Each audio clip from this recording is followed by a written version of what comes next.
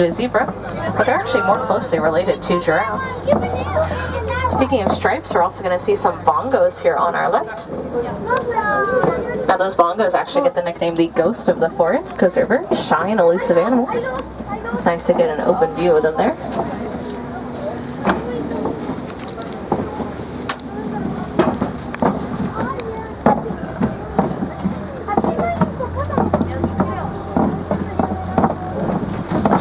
Now on our right, if you can see that very large nest of twigs over there, you might could barely see the top of a saddle-billed stork sitting in that nest. It's actually a couple that is building that nest together, so the other bird might be on the lookout for some twigs and branches, so we might see them as we go further down the road here.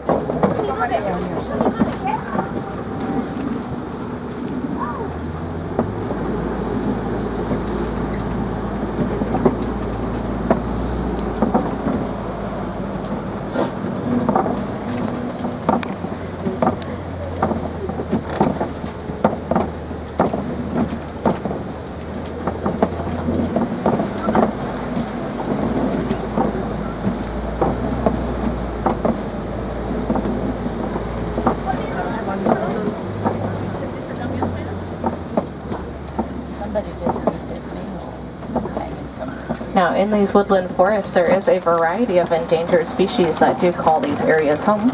So being more conscious of our paper product usage, utilizing better alternatives such as bamboo and recycled materials can help conserve a lot of these species who live in these areas.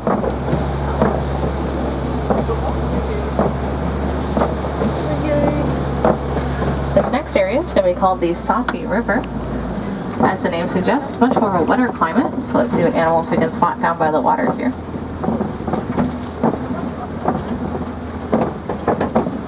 On our right, we are going to see some pink-backed pelicans. We can actually see one of our reserve wardens doing some research with these pelicans here as well.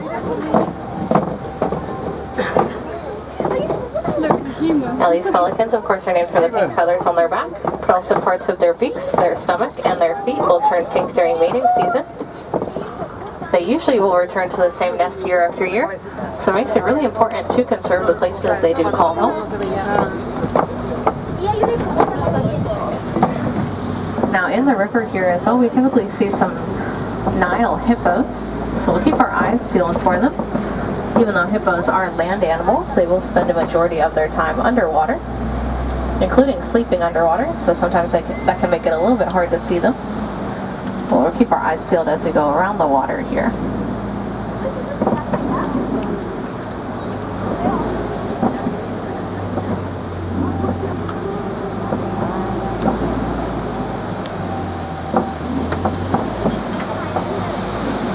Actually, we are going to see some Nile crocodiles on our left. A decent amount of them outside the water. You can get a nice good glimpse of. Now those are going to be the largest living reptiles on Earth. Despite their very large size, those crocodiles can actually be very gentle as well at times. The mothers will often roll around her eggs in her mouth to assist them in hatching. Actually even carrying her babies in her mouth as well at times to help protect them.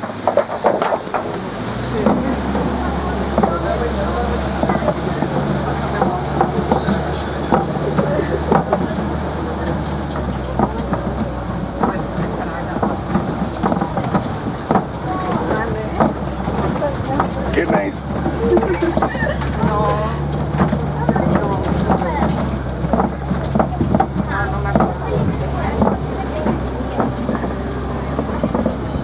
Now on our right, we will see a good glimpse of a baobab tree. Give us a nice good clue of the next area we're coming into.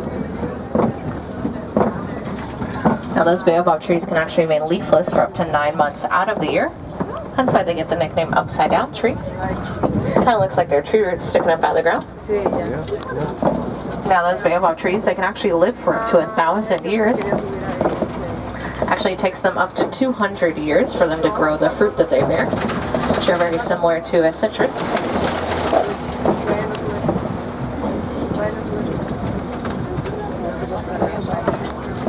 As we're coming down this hill, you'll notice we're going to be entering into the Savannah part of the reserve. much more of an open, wide environment, so a lot of the animals here will utilize speed to their advantage and will also travel along in small herds, such as these springboks we're going to see on our right just past that fallen tree. These are small white and brown antelopes. Now they of course are named for their tall jumps that they can do, but they can also run very fast as well. They can actually run at speeds up to 60 miles per hour, making them one of the top 10 fastest land animals.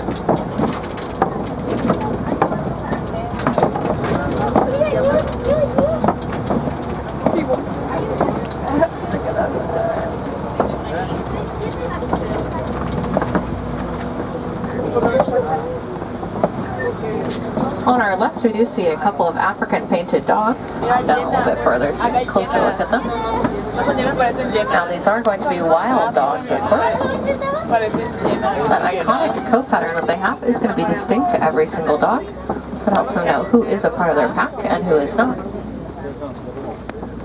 They're actually very successful hunters, working together in those packs to take down much larger prey.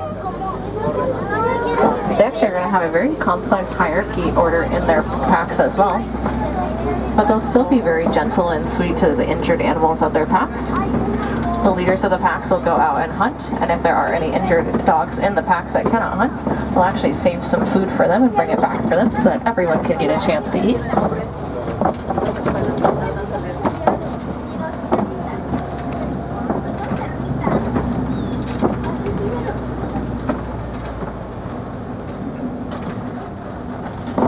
On our right, just past that large rock, we are going to see some wildebeests.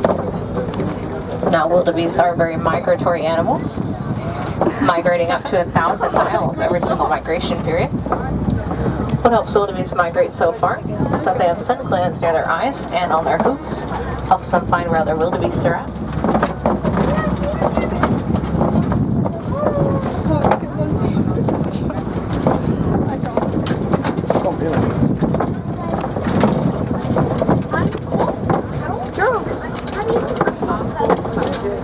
On the right in the distance, we are going to see some Ankoli cattle as well.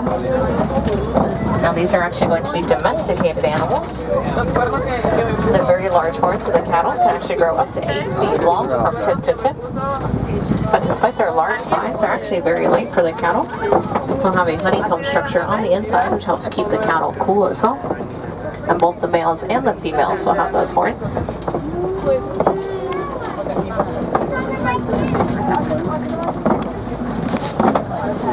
You can see a couple of Maasai giraffe also in the savannah here. See that one walking in the distance has a clump of grass that's eaten. We will get a closer look at some of those giraffes on our left here as well. Now those giraffes can actually grow up to 14 feet tall. When they're first born, they're already going to be 6 feet tall. Sorry about that. And they'll use those very long prehensile tongues like I was mentioning with the okapi to grab those tall leaves and branches. Now you've seen a lot of these giraffes kind of eating and grazing. They're actually going to spend most of their time eating and grazing, which doesn't really leave time for much else. So on average, giraffes are only going to sleep about 30 minutes a day, napping for just a few minutes at a time.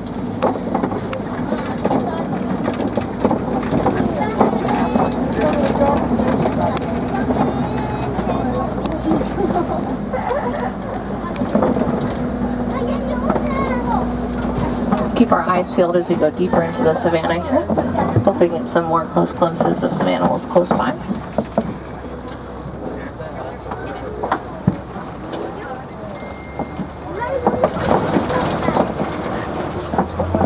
We'll actually get a nice close glimpse of an African elephant coming up on our right. I'm going to come down the path a little bit further here so that way we can get a closer glimpse of it. Now those African elephants are going to use those very large ears to help them stay cool. Those large ears are actually conveniently shaped like the continent of Africa. So I can help you remember it's an African elephant.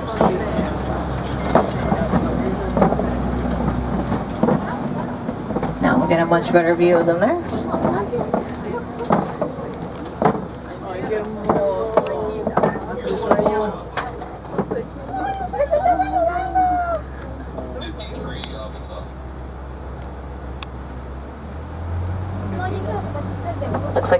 gonna pose for us there. Now, if I were to guess, I would say that was a male elephant that we just saw, as male elephants are going to be larger, weighing up to 13,000 pounds, but they're also going to be more solitary like that one was. Female elephants will tend to be more social, congregating in small herds, which are going to be led by a matriarch, which is going to be an older, more experienced female elephant. So since we saw that male elephant, let's see if we might spot any more elephants further down the path here.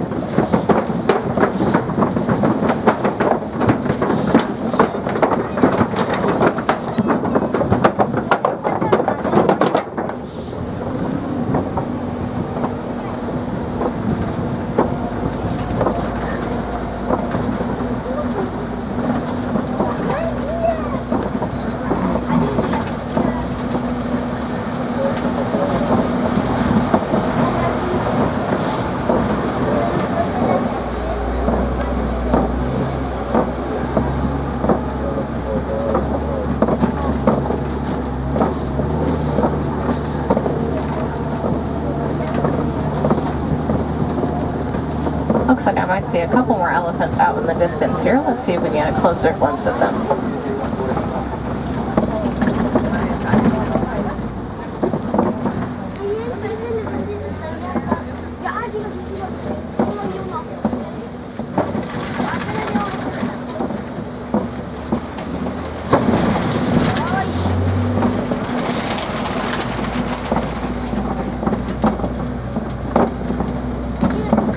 Now, as we're coming down this way, you'll notice we're also going to be driving past a couple more of those baobab trees. Another nickname these trees get you might recognize is the tree of life, as they do provide many benefits to the animals that live in these ecosystems, including to these elephants. The area they're living in goes through a drought. The elephants can actually take their tusks and dig them into the trunks of those trees, and they can drink the water that is stored inside of them.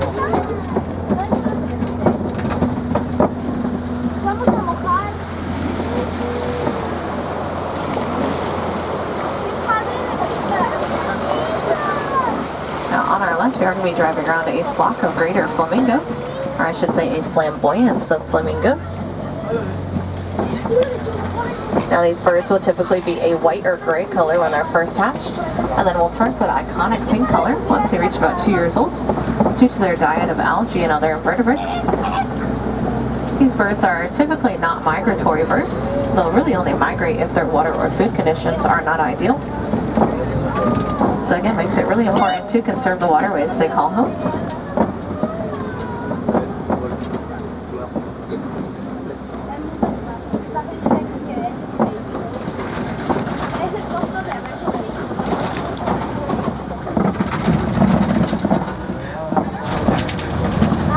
On our left here, we're going to get a nice close glimpse of some white rhinos here.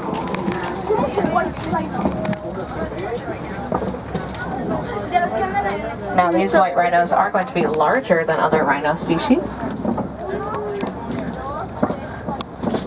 They can actually weigh up to 5,000 pounds. Now despite their large size, they can still run pretty fast as well though. They can actually charge at speeds up to 35 miles per hour. And they'll kind of gallop like a horse when they do that. If you can look at the rhinos as well, you notice they've been hanging around these mud wallows. They'll use that mud as a natural sunscreen to help protect their bare skin from the hot sun here.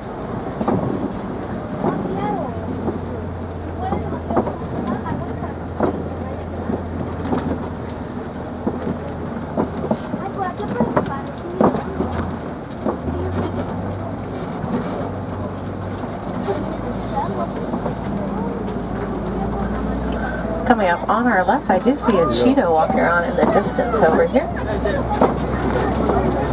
Pretty close to us, so we can get a nice good glimpse of them. Now, cheetahs, of course, can run very fast, running up to 60 miles per hour in under 3 seconds. What helps them run so fast is that their claws are actually not fully retractable.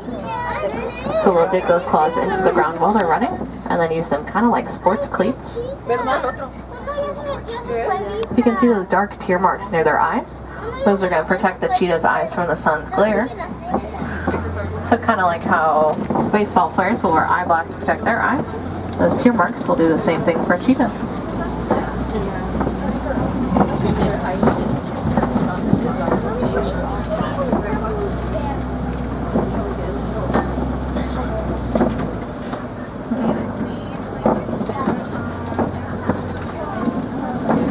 Now this rock structure that we're driving around is going to be called a Kopi rock. A lot of big cats in Africa like to utilize rock structures like these to be on the lookout for any prey nearby and to also sunbathe as well.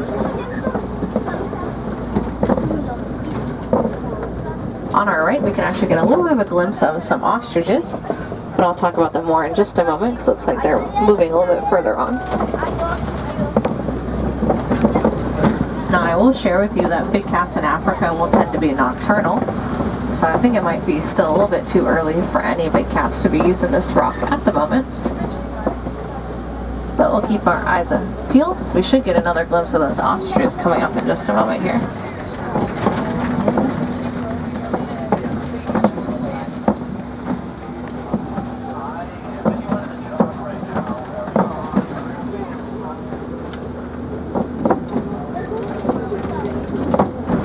Now we'll see a couple more of those ostriches here on our right. Now since ostriches are flightless birds, they make up for it by running very fast.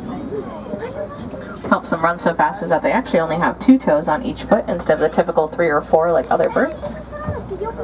Oh, maybe they're going to cross in front of us, so maybe they're changing their mind.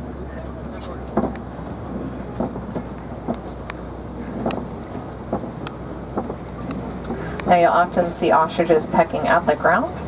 They're going to be actually eating small rocks and sand often to aid them in digestion.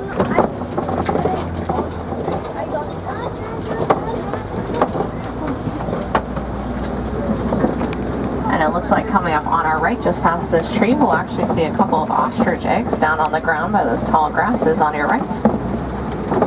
Maybe those ostriches might have laid those earlier this morning. Now those eggs of course are going to be bigger than a typical chicken's egg, but they're also going to be more durable as well. It's been known that a human could stand on top of one of those eggs and they will not break.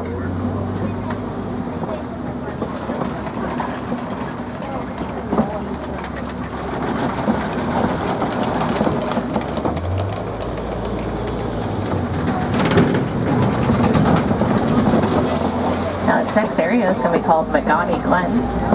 This warden's post up ahead is going to be inhabited by some Nigerian dwarf goats. We'll see in just a moment here. Now, like those cattle, these are going to be domesticated animals as well. That's why they're hanging out by this warden's post. So they're actually a very helpful livestock to the wardens that work here. They'll work quite often as diligent lawnmowers to help keep that grass around the warden's post nice and tidy. Those goats are actually going to be ruminants, meaning that they have 4 stomach chambers instead of just 1. So they certainly can eat a lot. Those giraffes that we saw earlier, they will also be ruminants. So very interesting, a very tall animal, and a very small animal, having more in common than you might think.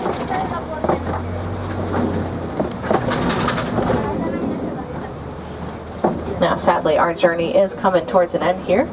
As we're making our way out, I hope you guys learned something new today, or maybe saw your favorite animal or 2. I will highly recommend that you share something that you learned or saw with your friends or family back home. I always like to say that conservation starts with education. So the more that we learn and share about these animals, the more we can help conserve their natural habitats and also help to strengthen their numbers in the wild as well.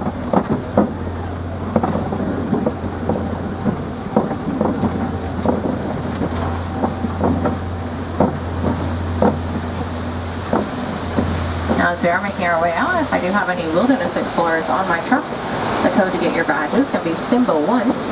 That's Symbol 1. There'll be someone at the exit passing out those badges. Just look for one of my friends with the orange bags. At the exit, you'll also see the entrance for the Gorilla Falls Exploration Trail. Still plenty of time to make it into that trail. They do close at 4:30 today. Now, I do recommend it because it does take you a closer look at some of the animals on the reserve, including an underwater viewing area at the hippos, so it might get a better look at them since we didn't see them on our journey here. Now if you're making the trek all the way over to Asia, I will recommend the Maharaja Jungle Trek Trail. Over there they do have some Sumatran tigers you can take a look at, and some other really cool animals as well, like fruit bats.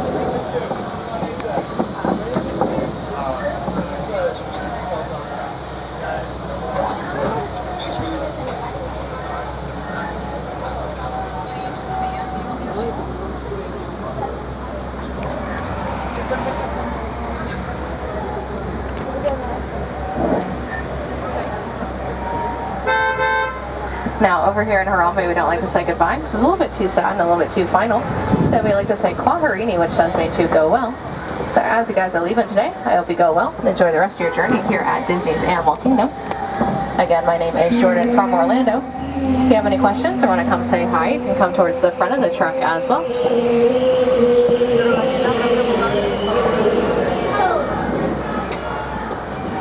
If you're seated on the right-hand side, watch your hands, arms, feet, and legs. Doors are going to be sliding open. And watch your step down as well, friends.